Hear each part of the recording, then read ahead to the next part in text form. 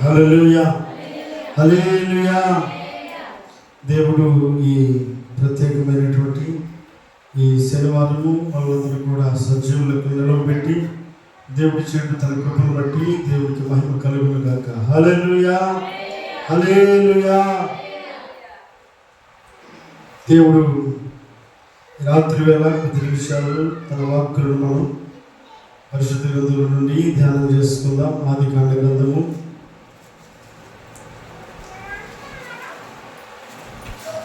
12వ అధ్యాయం. ఆదికాండము 12వ అధ్యాయము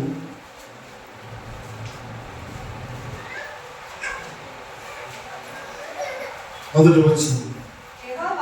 యెహోవా నీవు లేచి నీ దేశం నుండి నీ బంధువుల యొద్ద నుండి నీ తండ్రి ఇంట నుండి బయలుదేరి నేను నీకు చూపించే దేశంలోకి వెళ్ళుము.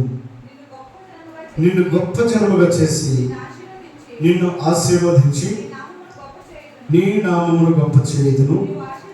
నీవు ఆశీర్వాదకరముగా ఉండు. నిన్ను ఆశీర్వదించు వారిని ఆశీర్వదించెదను, నిన్ను దూషించు వారిని శపించెదను. భూమి యొక్క సమస్త వంశములు నీ యందు ఆశీర్వదించబడునని అబ్రహాము అనగా యెహోవా అతనితో చెప్పిన ప్రకారము అబ్రాము వెళ్ళెను. లోతు అతనితో కూడా వెళ్ళెను. అబ్రాము హారాను నుండి బయలుదేరినప్పుడు 75 ఏండ్లు ఈడు గలవాడు. చాలు.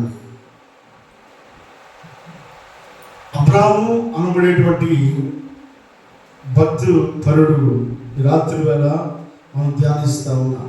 ఇతడు పుట్టినప్పటి నుంచి క్రైస్తవుడే కాదు, తాను వృత్తిరీత్యా బ్రతకడానికి ఏదో ఒక పని చేసుకొని బతకాలి కాబట్టి అబ్రాము అనబడేటువంటి వ్యక్తి బొమ్మలు తయారు చేసుకొని అమ్ముకొని తన యొక్క జీవనాన్ని గడుపుకుంటూ ఉన్నాడు. అంటే జీవము లేనటువంటి బొమ్మలను తయారు చేసుకుని అమ్ముకునేటువంటి వృత్తిలో ఉన్నటువంటి అబ్రాముతో దేవుడు తన యొక్క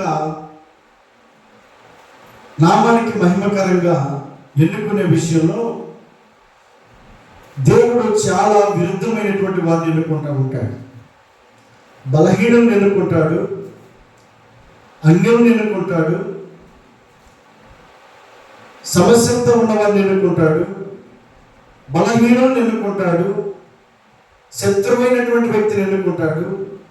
ఆయా పరిస్థితుల్లో దేవునికి మహిమకరంగా ఆ వ్యక్తి జీవితం కనబడులాగున అనేకులు తనను గురించి అనేకులు తన మహిమకు కీర్తి కలిగినట్లుగా దేవుడు అసాధ్యమైనటువంటి వాటిని సుసాధ్యపరిచి దేవుని నామానికి మహిమ తెచ్చుకునేటువంటి దేవుడై ఉన్నాడు. పౌలును దేవుడు పిలిచినప్పుడు పౌలు కొత్త శత్రువుగా కనబడుతూ ఉన్నాడు. తన జీవితంలో దేవునికి ఏమాత్రము కూడా అనుకూలంగా ప్రవర్తించిన వ్యక్తి కాడు.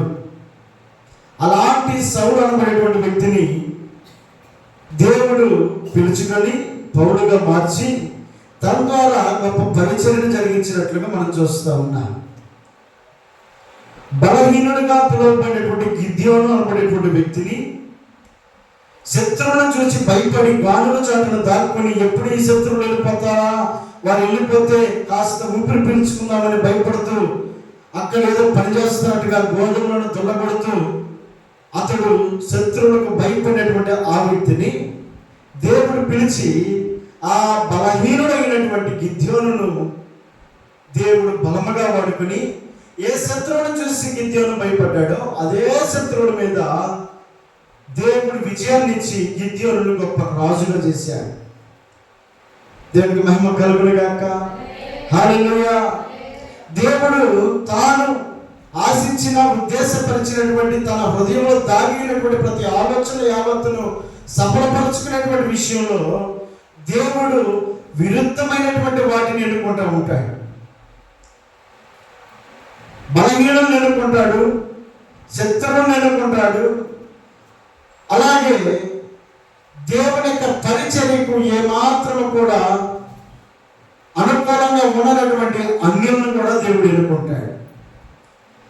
అబ్రాహాము అనబడేటువంటి వ్యక్తి తాను దైవికంగా దేవుని ఎరిగినటువంటి వాడు కాకపోయినప్పటికీ చంద్ర దేవత అనబడేటువంటి దేవతను ఆరాధించేటువంటి ఈ వ్యక్తి తాను చిన్న చిన్న బొమ్మలు తయారు చేసుకుని తన జీవితంలో తన యొక్క జీవనాన్ని గడుపుకుంటూ ముందుకు కొనసాగిస్తూ ఉన్నాడు.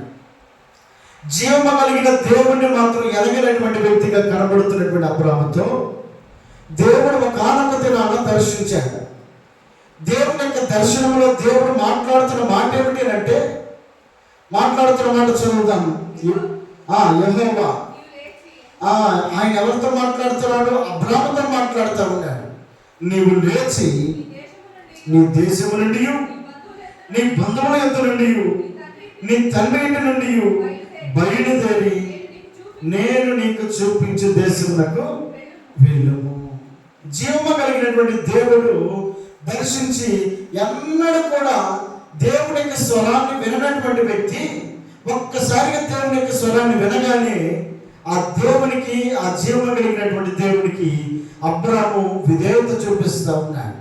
అబ్రాహాముతో దేవుడు మాట్లాడడం అబ్రాహాముతో ఆశ్చర్యాన్ని కలిగించింది.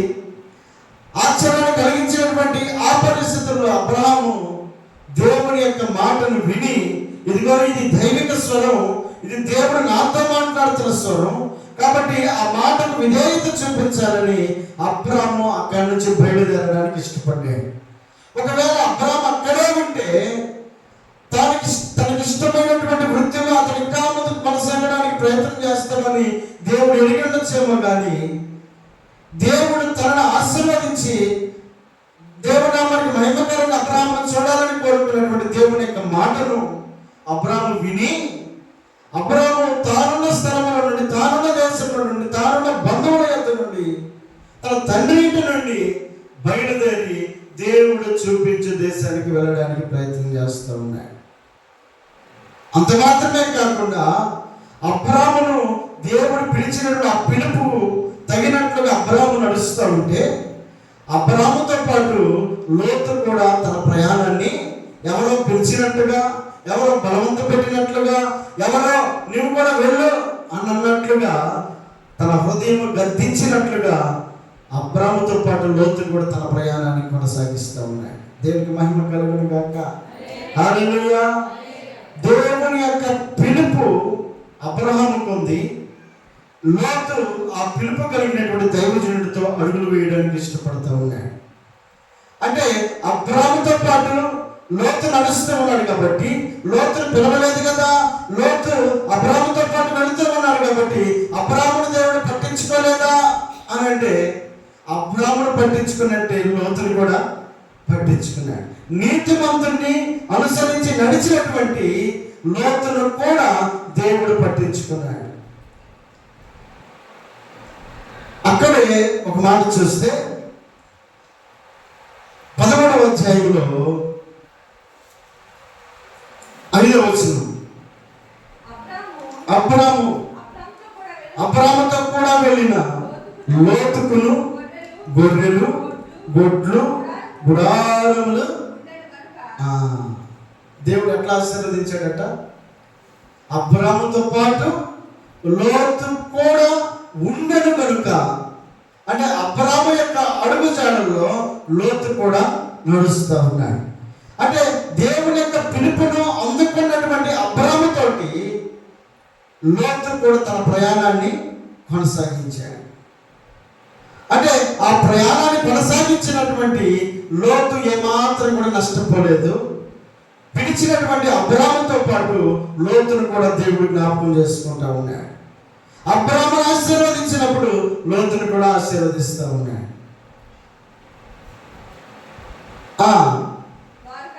వారు కలిసి నివసించుటకు ఆ ప్రదేశము చాలకపోయెను. ఎందుకనగా వారి ఆస్తి వారు కలిసి నివసించలేనంత విస్తారమై ఉండెను. దేవుని స్తోత్రం చెల్లిద్దాం. హల్లెలూయా. దేవుడు పిలిచేటప్పుడు అబ్రాహాము యొక్క పిలుపులో దేవుడు తనను ఆశీర్వదిస్తానని పలికినటువంటి మాటలు మనం జ్ఞాపకం చేసుకుంటే 12వ అధ్యాయం 1వ వచనంలో, 2వ వచనంలో, నిన్ను గొప్ప జన్మగా చేసి నిన్ను ఆశీర్వదించి నీ నామమును గొప్ప చేయుదును. దేవుడు పిలిచేటప్పుడు అబ్రాహాముతో చెప్తా ఉన్నాడు, ఇదిగో నేను నిన్ను ఆశీర్వదిస్తాను. ఒకవేళ నా వ్యాపారం పోయిందే, దేవా నువ్వు పిలిచావు, నేను నష్టపోయాను, నేను కష్టంలో ఉన్నాను, నేను ఇబ్బందిలో ఉన్నాను అని ఒకవేళ నువ్వు అనుకుంటావేమో, కానీ ఇదిగో పిలిచేటువంటి నేను నిన్ను ఆశీర్వదిస్తాను. దేవుని యొక్క పిలుపు అబ్రాహాముకు ఆశీర్వాదకరంగా మారిపోయింది. కారణం ఏంటంటే అబ్రాహాము దేవుని యొక్క పిలుపుకు విధేయత చూపిస్తా ఉన్నాడు, దేవుని యొక్క మాటకు ఉభయవుతా ఉన్నాడు, లోపడతా ఉన్నాడు. తాను ఆలోచనను ఏమాత్రం కూడా తన మనసులో ఉన్న ఆలోచనకు అతడు అవకాశం ఇవ్వకుండా ఇదిగో దేవుని యొక్క పిలుపుకు అతడు విధేయత చూపిస్తా ఉన్నాడు. దేవుడు చెప్పాడు, ఇది అబ్రహామా నేను నిన్ను ఆశీర్వదిస్తాను, నేను చూపించే దేశానికి నీవు వెళ్ళాడు. వెళ్ళినప్పుడు అబ్రాహాముతో పాటు లోతు కూడా ప్రయాణమయ్యాడు. ప్రయాణమై వెళ్ళినటువంటి అబ్రాహామును లోతును ఇరువురిని కూడా వారు కలిసి నివసించలేనంత ఆస్తిని దేవుడు వారికి అనుగ్రహించాడు. ఎప్పుడైతే ఆస్తి ఎక్కువ అవుతుందో, ఎప్పుడైతే ఆశీర్వదించబడతామో, ఎప్పుడైతే దీవెన ఎక్కువ అవుతుందో తగాదాలు కూడా అప్పుడే మొదలవుతాయి. అప్పటి వరకు ఏమీ లేనట్టుగా ఉన్నప్పుడేమో, ఏమీ లేనప్పుడేమో ఐక్యంగా ఉన్నారు. ఎప్పుడైతే కలిసి వచ్చిందో, ఎప్పుడైతే ఆశీర్వదించబడ్డారో, ఎప్పుడైతే దీవెన మెండుగా ఉందో, ఆ దీవెన వారి మధ్యలో ఉన్నంత రోజులు వారు ఒకప్పుడు ఉన్నప్పుడు సంతోషం వారి మధ్యలో లేదు. ఇప్పుడు ఏమైంది? చిన్న గొడవలు మొదలైంది. వారు కలిసి నివసించలేనంత ఆస్తి అయితే ఉంది, కానీ వారు కలిసి నివసించడానికి కావలసిన ఐక్యత మాత్రం వారిలో లేదు. ఒకప్పుడు కలిసి వచ్చారు ఇద్దరు, ఒకే దేశం నుండి, ఒకే కుటుంబం నుండి. వారు బయలుదేరి వచ్చేటప్పుడు ఉన్నంత ఆప్యాయత, వారి దగ్గర ఆస్తి ఎక్కువైనప్పుడు వారి మధ్యలో ఐక్యత లేదు. ఏం జరిగిన తర్వాత? అప్పుడు అబ్రాము పశువుల కాపరులకును లోతు పశువుల కాపరులకును కలహము పుట్టెను. కలహము అంటే గొడవ, తగాద. ఇద్దరి మధ్యలో ఆస్తి అయితే ఉంది, సంపద అయితే ఉంది, కానీ వాళ్ళ ఇరువురి మధ్యలో సమాధానం మాత్రం లేదు. ఇరువురి మధ్యలో వచ్చినప్పుడు కలహాన్ని బట్టి అబ్రాహాము అంటున్నాడు, అయ్యా చాలు, మనం ఇక్కడే ఉంటే ఇక గొడవలు పెరగడం తప్పితే మనం కలిసి ఏమాత్రం కూడా ఐక్యంగా ఉండలేము. కాబట్టి ఇదిగో నీవు కనుక తూర్పు తట్టుకెళ్తే నేను పడమర తట్టు ఉంటా, లేదా నీవెక్కడుంటే నేను అడిగి వెళ్తాను, నీకు ఇష్టం ఏదో కోరుకో. ఇప్పుడు ఇరువురు ఏమైపోయారు? ఒకప్పుడు చట్ట పట్టాలు వేసుకున్నటువంటి కుటుంబాలు, ఇరువురి మధ్యలో ఉన్న ఐక్యత వారి ఆశీర్వాదానికి కారణమైందన్నటువంటి ఆ సంగతిని పక్కన పెట్టేసి ఇప్పుడు ఇరువులు ఏం చేస్తూ ఉన్నారు తెలుసా? ఎవరి దారి వాళ్ళు చూసుకుంటూ ఉన్నారు. ఒక ఆయన అనుకున్నాడు, ఇది అది పచ్చగా కనబడుతుంది కాబట్టి సొదొమ నాకు కావాలని లోతు కోరుకుంటే, సరే నీ ఇష్టం అని అనుకుని లోతును ఆ సొదొమలోకి పంపించాడు. అబ్రాహాము మాత్రం ఇక్కడే ఉన్నాడు. ఇప్పుడు ఇరువురి మధ్యలో మాట మధ్య లేదు, ఏమాత్రం కూడా పలకరించుకునేటువంటి పరిస్థితులు లేవు. ఎక్కడో దేశానికి వచ్చారు. దేవుని పిలుపు మేరకు ఆ పిలుపును బట్టి దేవుడు ఆశీర్వదించాడు. ఆశీర్వాదం వారి మధ్యలో ఉన్నప్పుడు వారి మధ్యలో గొడవ వచ్చింది. ఆ గొడవ వచ్చిన పరిస్థితుల్లో వారిద్దరు విడిపోయారు. విడిపోయిన తర్వాత వారి ఇరువురు చెరొక చోట ఉంటారు. అయితే అబ్రాహాములో మనం గమనించినప్పుడు అబ్రాహాములో 4 లక్షణాలు దేవుని మెప్పును పొందుకునేటట్లుగా కనపడతా ఉన్నాయి. మొదటిది ఏమిటి అంటే అబ్రాహాముకున్నటువంటి గుణము, అబ్రాహాముకున్నటువంటి గొప్ప లక్షణం ఏంటి అంటే 18వ అధ్యాయం మొదటి వచనంలో, మరియు మమ్రే దగ్గర ఉన్న సింధూర వనములో అబ్రాహాము ఎండవేళ గుడారపు ద్వారం ముందు కూర్చుని ఉన్నప్పుడు యెహోవా అతనికి ఇప్పుడేమైంది? ఇద్దరు ఆశీర్వాదకరంగా ఉన్నారు. అబ్రాము దీవెనకరంగా ఉన్నాడు. అబ్రాముకు చాలా ఆస్తి సమకూర్చబడింది. కానీ దేవుని విషయంలో అతడు ఏమాత్రం కూడా వెనకడుగు వేయలేదు. పిలుపుని అందుకొని వచ్చినటువంటి అబ్రాము జీవితంలో వెనకడుగు వేసినటువంటి పరిస్థితులు ఎక్కడ కూడా కనపడదు. అందుకే అతడు విశ్వాసులకు తండ్రి అయ్యాడు. దేవుడు పిలిచినప్పుడు అబ్రాము ఎక్కడికి వెళ్ళవలనో ఎరుగక దేవుడు చెప్పిన మాట ప్రకారముగా వెళ్ళినటువంటి అబ్రాము తన గుణాలను మనం పరిశీలన చేసినప్పుడు అబ్రాములో ఉన్నటువంటి మొట్టమొదటి గుణం ఏంటి అంటే, అతను ఒంటరిగా ఉండినా కలిసి ఉన్నప్పటికీ, ఎక్కడ ఉన్నప్పటికీ, ఏ దేశంలో ఉన్నప్పటికీ అబ్రాములో కలిగినటువంటి గొప్ప లక్షణం ఏంటంటే, అతడు మమ్మల దగ్గర ఉన్న సింధూర వనములో అబ్రాము ఎండవేళ గుడారపు ద్వారం ముందు కూర్చుని ఉన్నప్పుడు యెహోవా అతనికి కనపడింది. దేవుడు అబ్రాముకి కనపడ్డాడు. అబ్రాముకు దేవుడు కనపడ్డాడు అంటే అబ్రాము తన పరిశుద్ధతను కాపాడుకుంటూ బ్రతుకుతా ఉన్నాడు. అంటే దేవుని యొక్క దర్శనము ఎవరికి కనపడుతుంది? దేవుణ్ణి అనుసరిస్తూ దేవుని యొక్క మార్గంలో కొనసాగుతున్నటువంటి వారు దేవుని యొక్క దర్శనాన్ని పొందుకోగలుగుతారు. ఇప్పుడు అబ్రాముకు దేవుడు కనపడ్డాడు. అతడు కనులెత్తి చూసినప్పుడు ముగ్గురు మనుషులు అతని ఎదుట నిలవబడి ఉండేది. అతడు వారిని చూచి గుడారపు వాకిటి నుండి వారిని ఎదుర్కొన్నట్టుకు పరిగెత్తి నేల మట్టుకు వంగి. వృద్ధాప్యములో ఉన్నటువంటి అబ్రాము,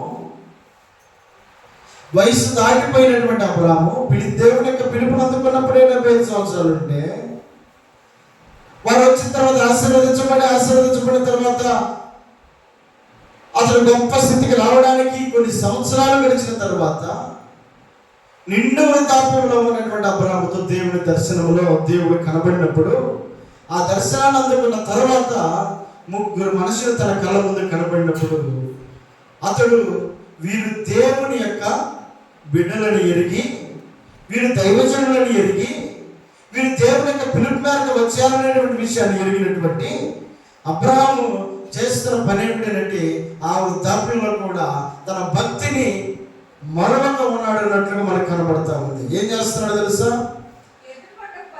వాడిని ఎదుర్కొన్నట్టుకు పరిగెత్తాడట. వయసు దాటిపోయినప్పటికీ వయసును లెక్క చేయకుండా ఏం చేస్తున్నాడు? పరిగెత్తుతా ఉన్నాడు. దేనికోసం పరిగెత్తుతున్నాడు?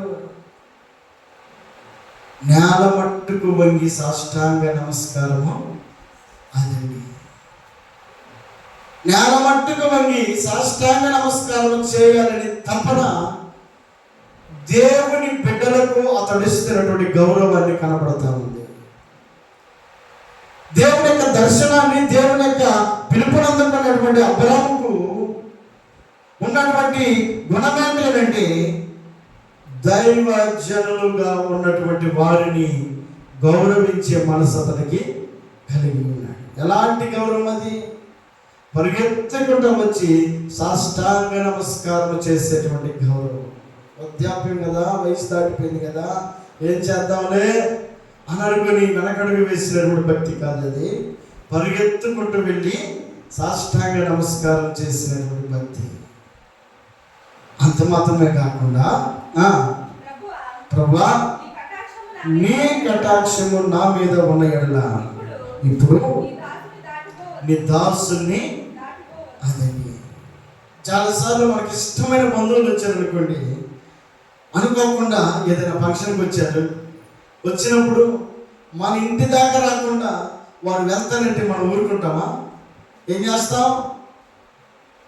వారిని బలవంతం పెడతాం. అవసరమైతే వారి చేతిలో ఉన్న వస్తువులు తీసుకొని, ఆ బ్యాగ్లో లేకపోతే ఏదైనా సంచి ఏదో ఒకటి ఉంటే తీసుకొని, అట్టయినా మన ఇంటికి వస్తారేమో, మన ఇంటి దాకా వస్తారని కాదకూడదు. మా ఇంటికి వచ్చి కాసినంత మంచినీళ్ళు తాగి నువ్వు వెళ్ళాల్సింది. మనకు ప్రియమైనటువంటి వ్యక్తులు మనకు కనబడినప్పుడు మనం మనుషులకు ఇచ్చేటువంటి విలువను మనం చూస్తా ఉన్నాం. అబ్రాహాముకు ప్రియమైనటువంటి దైవజనులు తన కళ్ళ ముందు కనబడతా ఉంటే అబ్రాహాము చేస్తున్న పని ఏంటో తెలుసా? ఏమంటున్నాడు? నా మీద నీ కటాక్షం ఉన్న ఎడల ఇప్పుడు నీ దాసుని దాటిపోవద్దు. మీరు వెళ్ళడానికి వీల్లేదు. ఇక్కడ దాకా వచ్చి నాకు కనబడి నన్ను దాటి వెళ్ళిపోతానంటే మాత్రం కుదరదు. మరి ఏం చేయాలంట? ఇదిగో నేను కొంచెం నీళ్లు తెప్పించదు, దయచేసి కాలు కడుక్కొని ఈ చెట్టు కింద అదండి నేను కొంచెం నీళ్లు తెప్పిస్తాను, కాలు కడుక్కుని అలసట తీర్చుకోండి. అంటే అతిథి మర్యాద కలిగినటువంటి వ్యక్తిగా అబ్రాహాము మనం చూస్తూ ఉన్నాం. అబ్రాహాముకు ఉన్నటువంటి ఎదుటి వారిని గౌరవించే మనస్సు అబ్రాహాముకు ఉంది. కొంచెం ఆహారము తెప్పించదును, మీ ప్రాణములను బలపరుచుకుని తరువాత మీరు వెళ్ళవచ్చును. ఏమన్నాడు? కొంచెం నేను తెప్పిస్తాను, కొంచెం ఆహారము తెప్పించదును, మీరు ఈ ఆహారమును తిని తర్వాత వెళ్ళవచ్చును. కొంచెం ఆహారం అన్నాడు కదా. ఏం చేశాడు? ఆ కొంచెం వచ్చింది ఎంతమంది? 3. మరి ఏం చేస్తున్నాడు ఆ 3 కోసం? చదువుతాం అక్కడ వచ్చిన అబ్రాహాము గుడారంలో ఉన్న శారాయి దగ్గరకు త్వరగా వెళ్ళి నీవు త్వరపడి 3 మానికల మెత్తని పిండి తెచ్చి పిసికి రొట్టెలు చేయమని చెప్పాను. మానికలు అంటే ఎన్ని కేజీలు? 2 కేజీలు. మొత్తం ఎన్ని కేజీలు? ఇప్పుడు 3 మానికలు అంటే 6 కేజీల పిండి. వచ్చిందేమో 3. ఆ 3 కోసం ఆయన చెప్పిన మాట ఏంటి? అయ్యా కొంచెం ఆహారం తెప్పించదును, కాస్త తిని మీరు అలసట తెచ్చుకుని వెదురుకొని అని పిలిచి కూర్చోబెట్టి ఏం చేస్తున్నాడు? పెద్ద పనిని భుజాన వేసుకున్నాడు. కొంచెం ఆహారం అని చెప్పి 6 కేజీల పిండిని ఎవరికి అప్పగించాడు? శారాయి. వయసు ఎంత ఉండింది? అబ్రాహాముకే 90 పైనే వయసు ఉంటే శారాయికి ఎంత ఉంటాయి? ముక్కుతా మూలుగుతా ఏడవలేక నడవలేక ఉన్నటువంటి శారాయికి అప్పగించినటువంటి పనిలో శారాయి ఎక్కడ కూడా భర్తకు తగినటువంటి భార్యగా, భర్తకు ఉన్నటువంటి భక్తిలో ఆమె కూడా తన భక్తిని కనపరుస్తూ ఎక్కడ ఒక్క పొల్లైన మాటను జవదాటకుండా ఆయన అప్పగించి వెళ్ళాడు. ఈమె పని ప్రారంభిస్తాం. దేవుని స్తోత్రం చెల్లిద్దాం. హల్లెలూయా. అబ్రాహాములో ఉన్నటువంటి గొప్ప లక్షణం సేవకులకు విధేయత చూపించే లక్షణములు కనబడతా ఉంది. అంత మాత్రమే కాదు, రెండవది అతడు ఆతిథ్యం ఇచ్చేటువంటి మనసు కూడా కలిగిన వాడుగా కనబడతా ఉన్నాడు. ఆ ఆతిథ్యం ఎలాంటిది? కొంచెం ఆహారం తెప్పిస్తారని చెప్పి 6 కేజీల పిండి రొట్టెలు తయారు చేపిస్తా ఉన్నాడు. ఇంకా మరియు అబ్రాహాము పశువుల మందుల కాపులకు పరిగెత్తి ఒక మంచి లేత దూడను తెచ్చి ఒక పనివారికి అప్పగించెను. వాడు దాన్ని త్వరగా సిద్ధపరిచెను. చాలండి. ఏం చేశాడు? 6 కేజీల పిండి, ఒక లేత దూడను అతడు వధించి దాన్ని పనివానికి అప్పగించి అతడు ఆ ఆహారము తయారు చేసే ఆహారమును వారికి వడ్డించడానికి అతడు పడుతున్నటువంటి ప్రయాస అంత ఇంత కాదు. ఎంతో ప్రయాసపడుతున్నాడు. వారికేమో కొంచెం ఆహారం వేస్తానని చెప్పాడు. పరిగెత్తుకుంటూ వెళ్ళాడు, భార్యకి చెప్పాడు. పరిగెత్తుకుంటూ వెళ్ళాడు, పనివాడికి చెప్పాడు. తాను చేయాల్సిన పని కొరకు అతడు తృష్ణ కలిగినటువంటి వాడిగా కనబడతా ఉన్నాడు. దేనికోసం ఈ ప్రయత్నం అంటే వారికి ఆహారము పెట్టాలి. తరువాత అతడు వెన్నను పాలను తాను సిద్ధము చేయించిన దూడను తెచ్చి వారి ఎదుట పెట్టి వారి భోజనము చేయించుండగా వారి యొద్ద ఆ చెట్టు క్రింద అదండి విధేయత. ఏం చేస్తున్నాడు తెలుసా? వారికి ఆహారం వడ్డించి వారికి కావాల్సిన సదుపాయాలన్నింటినీ సమకూర్చి ఇప్పుడు అతడు చేస్తున్న పని ఏంటి?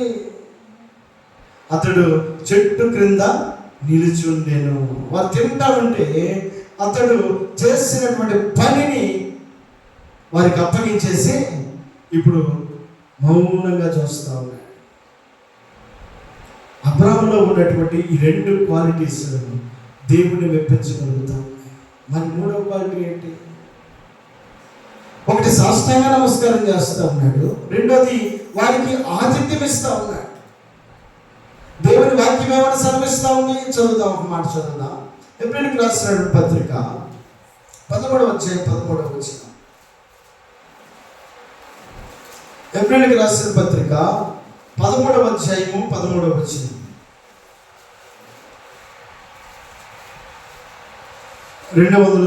పేజీ.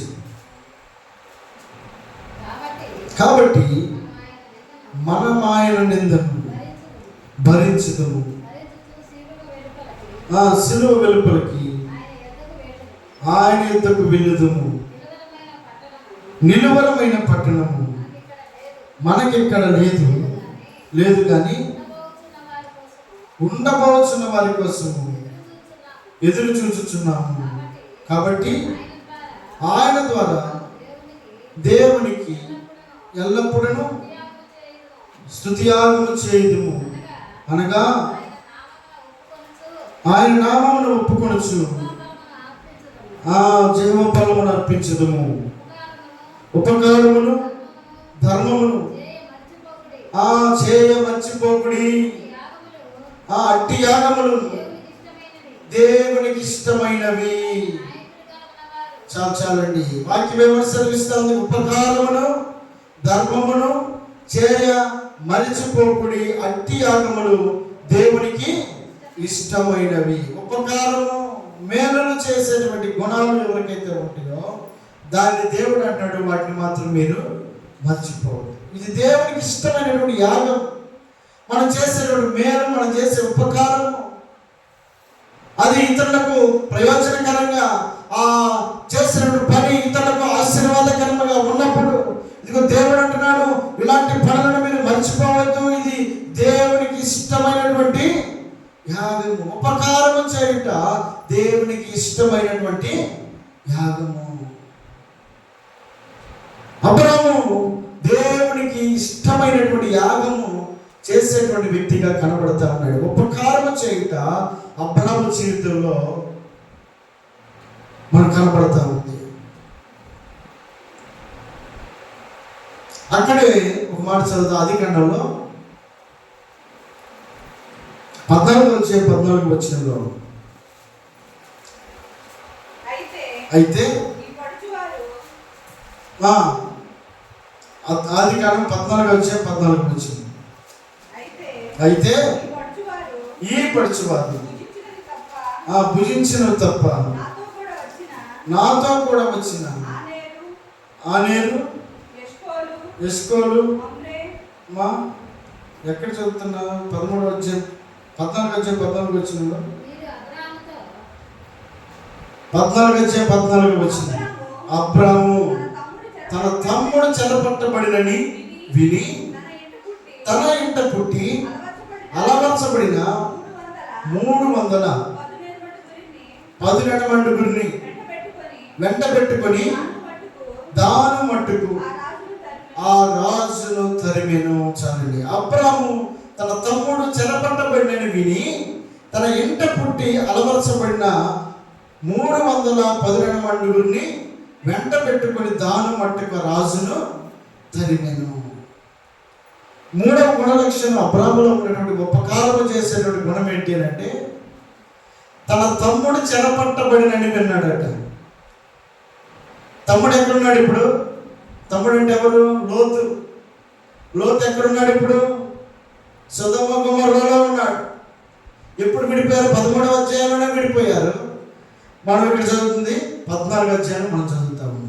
విడిపోయిన తర్వాత ఇరువురి మధ్యలో ఒకరికి మాట మంచి లేని సమయంలో అబ్రాహాము అలాగే లోతు పశువుల కాపరి తగాదాన్ని బట్టి విడిపోయినటువంటి లోతేమో సొదొమ గొమొర్రాలో ఉంటే, అబ్రామేమో అక్కడ ఉన్నటువంటి ప్రదేశంలో ఉన్నప్పటికీ అబ్రాము యొక్క చెవున పడింది ఒక మాట. ఏమని పడింది? అబ్రాము తన తమ్ముడు చెరపట్టబడినని విన్నాడంట. ఎక్కడో ఉన్నటువంటి తమ్ముడి గురించి, ఎప్పుడో ఆశీర్వదించబడిన సమయంలో, దీవించబడిన సమయంలో విడిపోయినటువంటి వీరిద్దరు, చివరి స్థలంలో ఉన్నటువంటి వీరిద్దరు ఒకరి గురించి ఒకరు పట్టించుకునేటువంటి సమయంలో, ఒకరి యొక్క భాగంలో పట్టించుకునే సమయంలో, ఇద్దరు కూడా శత్రువులుగా ఉన్న సమయంలో, ఇద్దరు కూడా విడిపోయినటువంటి సమయంలో తమ్ముడు చెరపట్టబడినని విన్నాడు. వాడికి అట్లాగే ఉండాలి. నన్నిటి చెల్లిపోతాడా? నా నుండి నేనేదో పొమ్మని చెప్పాను అనుకో, వెళ్ళాలా? తీసుకొచ్చింది నేనైతే, అంత ధైర్యంగా వెళ్ళిపోయాడు. నా దగ్గర నుండి ఆశీర్వదించబడి నా నుండే దూరంగా వెళ్ళిపోయాడు. కాబట్టి వాడి గురించి నాకెందుకు, వాడికి అట్లాగే జరగాలి అని అనుకునేటువంటి మనసు అబ్రాహాముకి లేదండి. విడిపోయినటువంటి పరిస్థితి వాస్తవమే కానీ, దూరంగా ఉన్నటువంటి పరిస్థితి వాస్తవమే కానీ, ఒకవేళ శత్రువులుగా ఇరువురు దూరంగా ఉన్నప్పటికీ అబ్రాము చేస్తున్న పని ఏమిటో తెలుసా? ఎప్పుడైతే విన్నాడో, వినినటువంటి అబ్రాము తన దగ్గర ఉన్నటువంటి, తన దగ్గర పుట్టి పెద్దవారే వారు ఎవరైతే పెరిగి ఉన్నటువంటి ఆ 318 మంది ఎవరైతే ఉన్నారో వారిని వెంట పెట్టుకొని, ఏ శత్రువు అయితే అబ్రాముని లోతుని చెరపట్టకి తీసుకెళ్లారో అక్కడికి అబ్రాము వెళ్ళి వారందరితో కలిసి పోరాడి తన తమ్ముడిని చెరపట్టబడినటువంటి వారిలో నుండి విడిపించి తీసుకుని వచ్చాడట. దాని కింద వచ్చిన చదువుతాం. రాత్రి వేళ అతడును అతని దాసులను వారికి ఎదురుగా మొనను తీర్చి వారిని కొట్టి దమస్కునకు ఎడమ తట్టునున్న హోమా పట్టుకు తరిమి ఆస్తి యావత్తు తిరిగి తెచ్చి తన తమ్ముడైన లోతును, అతని ఆస్తిని, స్త్రీలను, ప్రజలను ఎంత శ్రద్ధ తీసుకున్నాడు. అలాగే ఉండాలని తన మనసులో కోరుకోకుండా, ఒకవేళ తెలుసు తెలియక చేసి ఉండొచ్చాము కానీ, ఇదిగో నా తమ్ముడు చెరపట్టబడి ఉన్నాడు, శత్రువులకు అప్పగించబడి ఉన్నాడు. అతడు మాత్రమే కాదు, అతని ఆస్తి, అతని దగ్గర ఉన్నటువంటి కుటుంబము, కుటుంబ సభ్యులు, అలాగే తన దగ్గర ఉన్న ప్రజలు అనేకమైన శత్రువులు పట్టుకుని వెళ్ళి ఉంటే, ఇతని దగ్గర ఉన్నప్పుడు బలగాన్ని మొత్తాన్ని తీసుకొని ఇదిగో లోతు కొరకు అతను ప్రయాసపడడానికి బయలుదేరాడు.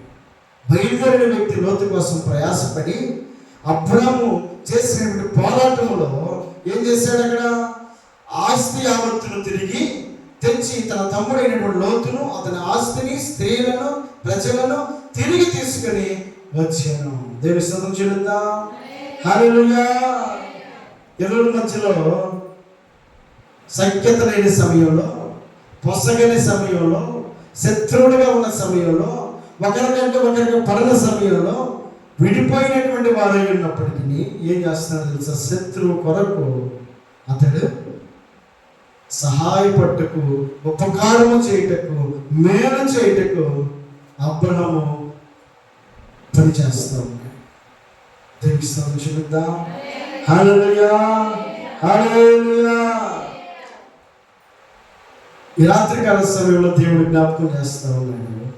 అబ్రాహాములో ఉన్నటువంటి ఒక గుణం దైవజనులు కనపడినప్పుడు సాష్టాంగ నమస్కారం చేసే గుణం. రెండవది, అతడు ఆతిథ్యము ఇచ్చే గుణం కలిగి ఉన్నాడు. ఎంతో ప్రయాసమైనప్పటికీ కొంచెం ఆహారం తెస్తారండి. వాళ్ళకేమో సింపుల్గా చెప్పి, ఇతడేమో ఎంత కష్టాన్ని కూడా ఇంతగా భావించుకొని శ్రమపడి కష్టపడి వారికి పెట్టే విషయంలో, ఆతిథ్యం ఇచ్చే విషయంలో అతడు ప్రయాసపడేటువంటి మనస్తత్వం కలిగిన వాడిగా కనబడుతూ ఉన్నాడు. మూడవది, ఒకవేళ తన శత్రువుగా కనబడేటువంటి తమ తమ్ముడైనటువంటి లోతు చెరపట్టబడినని విన్నాడంతే. లోతు పిలవలా. ఎవరో చెబితే ఆ నోట ఈ నోట ఈ నోట ఇదిగో నీ తమ్ముడిని వాళ్ళు తీసుకొని పోయారు అని ఎప్పుడైతే విన్నాడో, వినినటువంటి వ్యక్తి వెంటనే ఆ భారాన్ని ఏం చేశాడు, తన మీద వేసుకొని అతని కోసం అతడు ప్రయత్నం చేస్తూ ఉన్నాడు, పని చేస్తూ ఉన్నాడు. తన తమ్ముడిని కాపాడడం కోసం అతడు ఏమాత్రం కూడా మనసులో ఆటంకాలు పెట్టుకోవాలా, అడ్డంకులు పెట్టుకోవాలా. అతడు చేయాల్సిన పనిని అతడు చేయడానికి ప్రయత్నం చేస్తున్నాడు. 4వ లక్షణం చదువుదాం. అక్కడే వచ్చిన చేతి 2వ వచనం. ఆ మనుష్యుడు అక్కడి నుండి తిరిగి సొదొమ వైపుగా వెళ్ళిరి. అబ్రహాము ఇంకా యెహోవా సన్నిధిని నిలిచుండెను. ఏం చేస్తున్నాడు ఇప్పుడు? 4వ లక్షణం, యెహోవా సన్నిధిలో నిలిచున్నాడంట. కారణం ఏంటి? ఆ మనుషులు సొదొమ వైపుగా వెళ్తున్నారని తెలుసుకునేటువంటి అబ్రాము ఎందుకు యెహోవా సన్నిధిలో నిల్చున్నాడు? ఆ మనుషులు సొదొమ వైపు వెళ్తే అబ్రాముకు వచ్చేటువంటి లాభం ఏంటి? ఎవరి మనుషులు? దేవునికి కోపాన్ని రేపినటువంటి సొదొమ గొమొర్రా అనబడేటువంటి ప్రజల మీదకి దేవుని యొక్క ఉగ్రతను తెలియపరచడానికి ఏ వ్యక్తులకైతే అబ్రాము ఆహారము వడ్డించాడో ఆ ముగ్గురు మనుషులు తిరిగిన తర్వాత సొదొమ వైపు వెళ్తా ఉంటే, సొదొమ వైపు ఎందుకు వెళ్తున్నారు? సొదొమ గొమొర్రాను ఆయన నాశనం చేయబోతున్నాడని వాళ్ళందరికీ తెలియపరచడానికి వెళ్తూ ఉంటే, సొదొమ గొమొర్రా నాశనం అవ్వడానికి అబ్రాము మాత్రం ఏమాత్రం కూడా ఇష్టపడడం లేదు. కారణం ఏంటి? ఎంతో బతిమాలుతా ఉన్నాడు. ఏమని చదువుదాం, అక్కడ ఒక మాట చదువుదాం. 17వ వచనంలో, 16వ వచనంలో, అక్కడే 16వ వచనం. అప్పుడు ఆ మనుషులు అక్కడి నుండి లేచి సొదొమ తట్టు చూచిరి. అబ్రహాము వారిని సాగనంపుటకు వారితో కూడా వెళ్ళెను. అప్పుడు యెహోవా, నేను చేయబోవు కార్యము అబ్రహాముకు దాచెదనా? అబ్రహాము నిశ్చయముగా బలము గల గొప్ప జనమగును. అతని మూలముగా భూమిలోని సమస్త జనులు ఆశీర్వదించబడును. ఎట్లనగా యెహోవా అబ్రహామును గురించి చెప్పినది అతనికి కలుగజేయనట్లు తన తర్వాత తన పిల్లలను, తన ఇంటి వారిను నీతి న్యాయములు జరిగించచ్చు యెహోవా మార్గమును గైకొనుటకు అతడు వారికి ఆజ్ఞాపించినట్లు నేను అతన్ని విని ఉన్నాను. మరియు యెహోవా సొదొమ గొమొర్రాలను గూర్చిన మొర గొప్పది గనుక వాటి పాపము అబ్రాహామును ఆశీర్వదించాడు. అయ్యా, నీవు నీ బిడ్డలు నీ తరతరాలు కూడా దీవెనకరంగా ఉంటారని అబ్రాహాముతో ఆశీర్వదిస్తే, అబ్రాహాము ఆ సంతోషంతో చాలే నా కుటుంబం బాగానే ఉంది, రాబోయే తరాన్ని కూడా దేవుడు ఆశీర్వదిస్తాను అంటున్నాడు. కావాల్సింది ఇంకేముంది? ఆశీర్వాదం నాకు అనుగ్రహిస్తానన్నాడు. కాబట్టి ఇక నాకు కావాల్సింది ఏమి కూడా లేదనుకుని అంతటితో సరిపెట్టుకోవాలి. ఇప్పుడు కథ మొదలవుతా ఉంది. ఏమన్నాడు? నిన్ను ఆశీర్వదిస్తాను, కానీ ఇదిగో సొదొమ గొమొర్రా యొక్క మొర గొప్పదిగా కనపడతా ఉంది. వారి యొక్క పాపములు బహుభారమైనవి. దేవుని దృష్టికి సొదొమ గొమొర్రా భారంగా కనపడతా ఉంది. సొదొమ గొమొర్రా యొక్క క్రియలు దేవునికి అయిష్టతను పుట్టిస్తూ ఉన్నాయి, దేవునికి కోపాన్ని పుట్టిస్తూ ఉన్నాయి. ఆ సొదొమ గొమొర్రా అనేటువంటి ప్రాంతంలో ఉన్నటువంటి ప్రజల యొక్క నడవడిక దేవునికి అయిష్టతను పుట్టిస్తూ ఉన్న సందర్భంలో, దేవునికి కోపము రగులుకుంటున్న సందర్భంలో ఆ మనుషులు అటువైపుగా వెళ్తా ఉంటే, అటువైపుగా వెళ్తా ఉన్నటువంటి మనుషులతో అబ్రహాము మాట్లాడడానికి అతడు ఇష్టపడుతూ ఆయన అంటున్నాడు, ఇదిగో వారు వెళ్తూ ఉన్నప్పుడు అంటాడు కదా 22వ వచనంలో, ఆ మనుషులు అక్కడి నుండి తిరిగి సొదొమ వైపుగా వెళ్ళి అబ్రహాము ఇంకా యెహోవా సన్నిధిని నిలిచి ఉండేను. అబ్రాహాము చేసిన పని మొట్టది ఏంటంటే యెహోవా సన్నిధిలో నిలిచున్నాడు. రెండవది అక్కడే అప్పుడు అబ్రాహాము ఏం చేశాడు? ఇప్పుడు సమీపించాడు. ఎదుటి వారికి కష్టం కలుగుతూ ఉంటే, ఎదుటి వారికి శ్రమలు ఎదురవుతూ ఉంటే, ఎదుటి వారికి కష్టము కలుగుతూ ఉన్న సందర్భంలో అబ్రాహాము చేస్తున్న పని ఏంటో తెలుసా? యెహోవా సన్నిధిని నిలుచున్నాడు. అంత మాత్రమే కాకుండా యెహోవాను సమీపించాడట. సమీపించాడు. దేవునితోటి సమీపించినటువంటి వ్యక్తిగా మనం చూస్తూ ఉన్నాం. ఆ సమీపించినటువంటి ఆ వ్యక్తి ఏం చేస్తున్నాడు? వారి కోసం మొరపెడతా ఉన్నాడు. బ్రతిమాలుతా ఉన్నాడు. ప్రాధేయపడతా ఉన్నాడు. చదువుతాము 28వ వచనంలో, ఏ 10 మంది నీతిమంతులలో ఒకవేళ 5 తక్కువైతే 5 తక్కువైనందున ఆ పట్టణం నాశనం చేయుదువా అని మరలా అడిగాను. అందుకాయన అక్కడ 45 నాకు కనబడి ఎడల నాశనము చేయననిను. చదండి ఎలా బతిమాలుతున్నాడు తెలుసా? ఒకవేళ 5 నీతిమంతులు అంటే ఎవరు 5? కనీసం లోతు కుటుంబం వల్ల కాపాడబడుతుందేమో. సొదొమ గొమొర్రాలో ఉన్నటువంటి, ఒకవేళ తన శత్రువుగా ఉన్నటువంటి లోతును ఇతను ఏం చేస్తున్నాడు? ప్రాధేయపడి బతిమాలుతూ అతని కొరకు ఇతను ప్రార్థన చేస్తూ ఉన్నాడు. అతని కొరకు ఇతను ప్రయాసపడతా ఉన్నాడు. శత్రువు కొరకు అబ్రాహాము చేస్తున్న పని ప్రార్థన చేస్తూ ఉన్నాడు.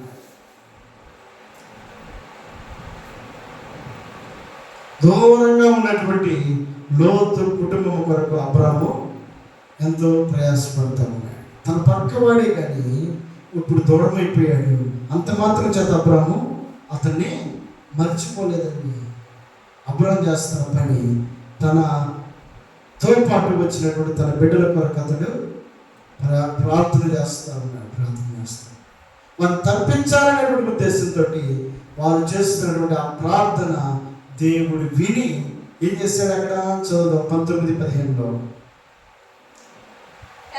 తెల్లవారినప్పుడు ఆ దూతలు లోతును త్వరపెట్టి, లెమ్ము, ఈ ఊరి దోష శిక్షలో నశించి పోకుండా నీ భార్యను ఇక్కడనున్న నీ 2 కుమార్తెలను తీసుకుని రమ్మని చెప్పిరి.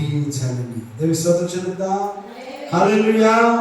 అబ్రాహాము తన శత్రువు కొరకు చేసిన ప్రార్థన దేవుడు విని లోతు కుటుంబాన్ని తప్పించడం కోసం దేవుడు తన యొక్క ఆలోచనని మార్చుకున్నాడు.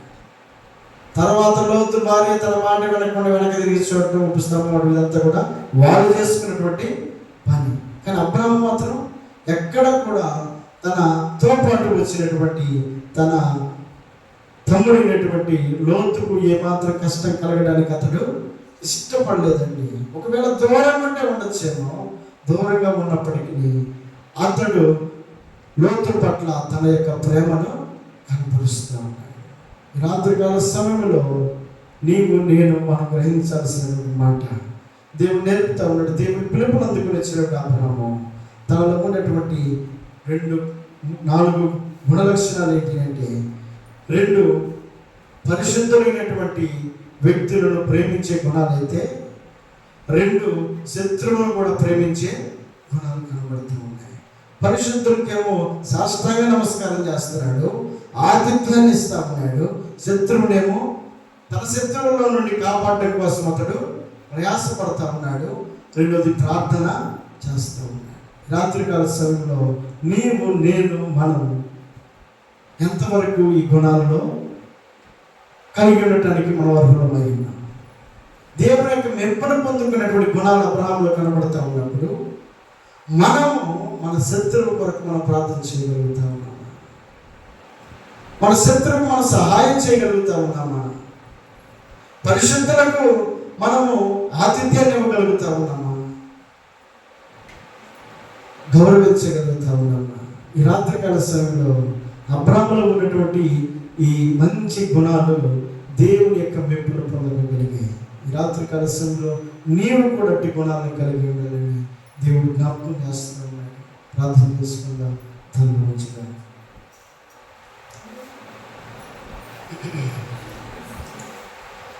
స్తోత్రం స్తోత్రం స్తోత్రం స్తోత్రం స్తోత్రం స్తోత్రం. హల్లెలూయా హల్లెలూయా హల్లెలూయా హల్లెలూయా.